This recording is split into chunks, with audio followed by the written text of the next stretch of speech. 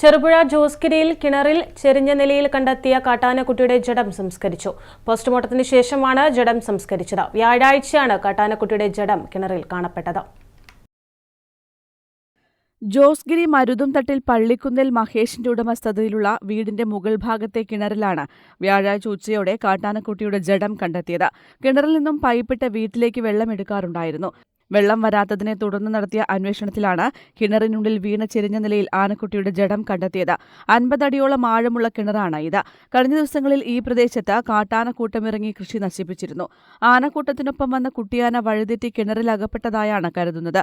മണ്ണുമാന്തി യന്ത്രത്തിന്റെ സഹായത്തോടെയാണ് വനംവകുപ്പ് RRT ഡെപ്യൂട്ടി റേഞ്ചർ ഷൈനികുമാറും സംഘവും കുട്ടിയാനയുടെ ജഡം പുറത്തെടുത്തത്. ചെറുപുഴ വെറ്റിനറി ഹോസ്പിറ്റലിലെ സർജൻ ഡോക്ടർ ജിബിൻ പന്തപ്പള്ളിയുടെ മേൽനോട്ടത്തിലാണ് ജഡം പോസ്റ്റ്മോർട്ടം ചെയ്തത്.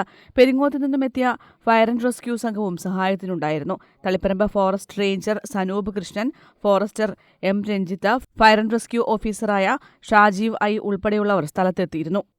News bureau, Cherupuzha.